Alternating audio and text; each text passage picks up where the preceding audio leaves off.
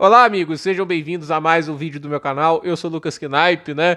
Eu fiz um vídeo sobre o Djokovic mais cedo, né? Sobre essa questão da idade dele, né? E falei assim que a gente tinha que cobrar mais, era a geração dos anos 90 e anos 2000. E o Félix Auger-Aliassime me deu a resposta hoje. E eu tenho que aqui elogiar esse US Open magnífico que ele fez, né? Foi um US Open fantástico. A gente vai estar até mais a fundo nisso, mas é o primeiro momento que eu realmente me empolgo com o Aliassime, tanto pro fim do ano, mas quem sabe pra uma sequência do tênis em geral, 2026, 27. A gente tem que lembrar que ainda é um tenista de 25 anos de idade, um cara muito precoce, né? Inclusive, acho que a primeira final de ATP dele foi aqui no Brasil, no Rio de Janeiro. Então, a questão é, o Aliassime, ele faz um ano que hoje chega a 20ª derrota, mas ele tá com 34 vitórias. É o ano que ele tem acho que mais vitórias desde 2022, que é quando ele teve as famosas 60 vitórias, né? E foi um tenista que classificou para a ATP Finals. E esse grande US Open coloca ele de volta na corrida para Turim para conseguir esse oitavo lugar. Ainda há uma distância a ser tirada, mas com o nível de tênis que ele está jogando, não é impossível pensar que seja uma distância alcançável. Eu quero falar um pouco do ano em geral, porque que eu não estava empolgando tanto, porque, obviamente, o Aliassime é um cara que tem um grande fã-clube, um tenista que já teve momentos de bastante destaque, né? E assim, todo mundo se quer fã, quer ver o cara de volta no nível de primeiro escalão. E no início do ano ele conseguiu vitórias muito boas. Primeiro na United Cup, ele tem uma derrota pro Bora George, que essa me frustrou, né? Que ele fez um baita primeiro set, fez 6-0, e depois levou um duplo 6-4. Na rodada seguinte, ele ganhou nada mais, nada menos do que o do Fritz, né? Perdeu o primeiro set 6-4, mas depois fez 7-5, 6-3. Foi uma bela atuação do Aliassime, inclusive, mas eu ainda não tava lá convencido. Aí ele é campeão em Adelaide, ele começa levando um 6-1 do Arthur Kazuki, só que ele vira pra 6-4, 7-5. Depois ele vence o Giron 7-6-6-3, depois vai lá e vence o Tommy Paul 2-7-1. Vou falar as parciais todas não, mas vai lá e vence o Sebastian Korda 2-7-1 e é campeão em Adelaide. Muita gente pensa, aliás, Semi tá voltando, né? E ele começou lá o Australian Open com uma bela vitória contra o Jelena Struff, né, por 3-7, só que levou aquela virada do Davidovich Fokina, né? Ok que tem que ser justo, o Fokina não faz um ano ruim, inclusive faz um ano muito bom, mas ainda assim, né, tipo, ficou com aquele gosto, né, pô, faz 2-7-0 e leva virada, né? E aí teve Montpellier, que ele foi campeão, mas não teve também lá grandes desafios. O tenista mais bem ranqueado que ele enfrentou foi o Yonkachebu, né? Venceu o Kazuki de novo, o Yonkachebu, o Jesper de Jong e o Kovacevic, né? E aí quando foi para Roterdã, ele abandonou contra o Vavassori, né, na primeira rodada, tinha ganhado o primeiro set 7-6, aí depois perde o segundo set e abandona. Aí ele vai para Doha, chega até as semifinais, e só que eu dou um crédito, né? Ele tinha jogado bem o torneio, mas a questão é, tipo, ele vence a primeira rodada o Halles, aí tem um WO, enfrenta o Medvedev, ganha o primeiro set 6-3 e depois abandona o Medvedev, e ele enfrenta o Rublev, que acabaria sendo campeão do torneio, e o jogo é bem parelho, né? Tipo, 5-7, 6-4, 6-7, nada de também muito catastrófico. E aí tem o torneio de Dubai e ele vai à final de novo. Até essa parte do ano, realmente, o ano tava bom. Ele venceu do Bublik, do Borges, do Cilic, do Halles, aí perdeu a final pro Tsitsipas. E aí que eu não gostei tanto da final, que ele levou um duplo 6-3 e não jogou bem. Só que aí começa aquela parte do ano que ele entrou em queda, né? Ele perde pro Brooksby na estreia em John Wells, em 2-0, 6-4, 6-2. Aí ele perde em Miami, né? Ele ganha do Schoolgate na primeira rodada e depois perde pro Musetti. Vai para Monte Carlo, perde em sets diretos pro Altmaier. Aí ele perde Munique pro Mariano Navone. Aí ele perde Madrid pro Francisco Cerúndulo. Aí ele perde no Challenger de Estoril pro Pellegrino, tenista 237 do mundo. E aí, em Hamburgo, ele jogou melhor, né? Porque ele conseguiu vencer o Altmaier, o Impeach Perricard, o Alexander Miller, mas perderia pro Rublev em sets diretos. E aí vai a Roland Garros cair na estreia pro Matteo Arnaldi, e olha que ele tinha ganhado os dois primeiros sets e depois levou a virada, né? E com direito a 6-2 no terceiro. Então aí a gente fica, poxa, né? Aí vai lá, ganha do Perricard e do Engel em Stuttgart, perde pro Fritz, né? Aí ele em Halle ganha do Jerry e perde pro Kachanov. E aí vai pra Marlhoca, ganha do Hinderknecht e do Medjedovic e perde em sets diretos pro Grigspor.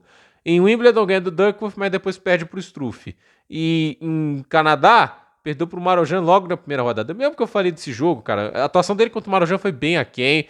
Aí eu tava, poxa, sério, né? E assim, ele tem uma caminhada em Cincinnati, o torneio, obviamente, antes de agora desse US Open, que, assim, eu não achei o melhor chaveamento do mundo. Mas ele dá conta do recado. 6-2, 7-6 com o Echeverri, depois vence o Hinderknecht, que acaba abandonando, aí ganha do Benjamin Bonzi, e aí tem o Yannick Sinner, que ele perde 6-2 e o 6-0, 6-2, né? Então, assim, você olha pro ano em si, existia motivos para você ter uma empolgação gigante com o Félix Auger-Aliassime? Para mim, não. Mas o que eu vi nesse torneio hoje muda muito, porque o Aliassime ele tem uma campanha que pra mim gera empolgação, não é apenas por ter chegado na semifinal. Se você for olhar aqui, tem campanhas de final, né, tipo em ATP 500, né, campanhas de quartas de final em Masters 1000, tem vitórias contra a top 10. Então assim, isso pra mim não é a questão que vai definir ou não o quão longe ele vai na campanha, por mais que obviamente uma semifinal de Grand Slam seja algo muito grande. Pra mim é o tênis que ele jogou, porque para pra pensar que ele chegou até essa semifinal só perdendo 2 sets, e o chaveamento dele foi horrível. Tipo, horrível em termos de quão difícil eram os desafios. Ele tem uma estreia com Billy Harris, talvez o único jogo fácil que ele teve. Foi lá 6-4, 7-6, 6-4. Aí ele vai enfrentar o Roman Safirin, que é um tenista perigosíssimo, ainda mais quando tá jogando bem. 6-1, 7-6, 7-6. Foi muito bem no jogo. E vai e ganha do Zverev. E assim, ele deu um nó tático no Zverev que pra mim merece muito aplausos, porque ele neutralizou o forehand do Zverev como poucos tenistas conseguiram nesse ano, limitou o Zverev a 3 winners de forehand o jogo inteiro e conseguiu uma belíssima vitória. E aí ele vai enfrentar o Rublev, ele dominou o Rublev desde o primeiro momento em quadra. Acho que só no início do primeiro set que o Rublev começa melhor, mas depois o Aliassime toma conta do jogo. E a vitória contra o de Minaur é de muita resiliência, enfrentou um cara que, tipo assim, prolonga muitos pontos, testa muito também a solidez, é um jogador desgastante mentalmente de enfrentar, por toda a qualidade que ele tem, mas a questão é, ele foi lá e ganhou. E na hora do que o de Minaur sacou para forçar um quinto set, foi lá e quebrou de 0, fez um tie break maravilhoso. E esse jogo hoje contra o Jannik Sinner, gente, tem que dar o crédito, ele jogou bem. Ele fez com que o Sinner tivesse muitas dificuldades na partida. Ele produziu durante o jogo 10 breakpoints. E ele só converteu um, mas tem muito mérito do Sinner aí também. O que eu quero dizer assim, foi um jogo muito mais equilibrado do que as pessoas imaginavam, entende? O jogo foi difícil, foi aquele jogo indigesto, o Sinner teve que correr de um lado para outro da quadra o tempo todo. Não é um jogo que o Sinner passeou como ele passeou ali contra o Bublik, quando ele passeou para cima do Musetti.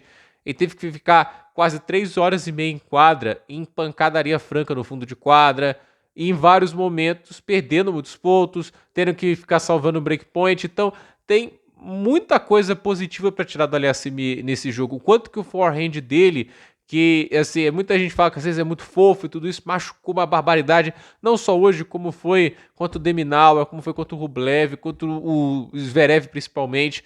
Foi um jogo que o Zverev teve 3 winners de forehand e o Aliassime teve quase 30. Então assim, a maneira que ele tá se movimentando, a inteligência que ele tá jogando, a construção de ponto dele tá muito legal. Eu acho que assim, teve momentos hoje no jogo que faltou um pouquinho mais disso, mas é compreensível pelo oponente que ele tá enfrentando, até pela fase que o oponente dele vive. Mas, assim, é tanta coisa boa que eu vi do Aliassime nessas 2 semanas de US Open, que é difícil não ficar empolgado pro fim do ano, porque, assim, foi sequências de partidas em alto nível que a gente não tava vendo até agora. Porque às vezes ele placava uma vitória contra um tenista alto nível e na partida seguinte não reprisava isso, né? A gente viu na Olimpíada no ano passado, ele ganha do Medvedev, ele ganha do Casper Ruud e depois perde pro Alcaraz, ganhando 2 games no jogo inteiro. Então assim, o Félix Auger-Aliassime, ele não estava dando tanta motivo para empolgar que ele iria voltar com o nível de 2022, mas agora ele tá dando.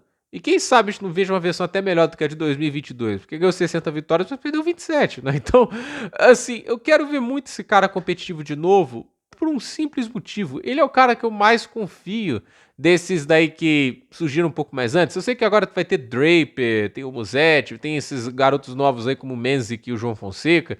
Mas assim, para pra pensar dessa galera, tipo o Holger Rune, etc.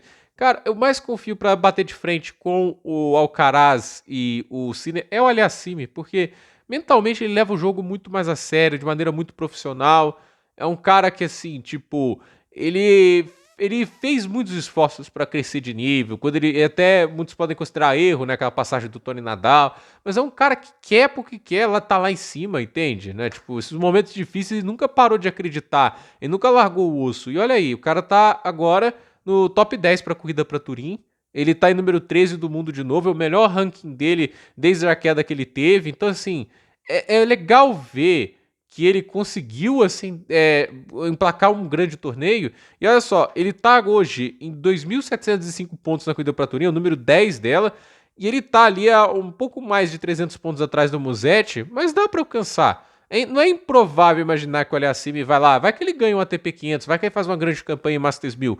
Com esse nível de tênis é possível, e estamos chegando na parte da temporada onde historicamente o Aliassime jogava melhor. Então, assim, E eu olhei hoje para Aliassime, eu vi mais do que apenas a qualidade do jogo, eu vi personalidade. Eu vi um cara que, assim, ninguém tava acreditando, botando fé nele contra o Sinner. Mas ele tava, entende? Ele foi pra quadra pra ganhar o jogo, pra tentar fazer o melhor dele. Não ganhou, mas assim, 4 sets, mais de 3 horas de jogo, cansando o Sinner, dá pra ver que o Sinner sentiu vários momentos de cansaço, tentou apressar em vários momentos, e tirou o Sinner da zona de conforto hoje. Então eu dou esse crédito ao Aliassime, hoje foi muito legal ver ele jogando, como foi o torneio inteiro. Assim, ótimas atuações, ótima personalidade, e eu espero que não seja apenas uma coisa desse torneio. Eu espero que a gente veja esse Aliassime o tempo todo, porque esse cara jogando esse tênis, e quem sabe até melhor, fará um bem danado pro tênis. Porque o tênis esse ano senti muita falta de vários tenistas que, ao meu ver, estão devendo demais o nível deles. E aí, a gente pode citar o Daniil Medvedev, o Zverev pode não estar tão mal quanto o Medvedev e o Tsitsipas, mas tá devendo pra caramba esse ano. O Draper começou bem, mas essa segunda metade de temporada, muito fraca. Então, assim, tem muito tenista que tá devendo. O Rooney, pra mim, deve muito. O Aliassime é aquele negócio, ele já vem de temporadas que já são difíceis, mas é a temporada com mais vitórias desde 2022, e mais do que isso, é a temporada com o melhor tênis. E agora parece que ele reencontrou assim, o caminho dele.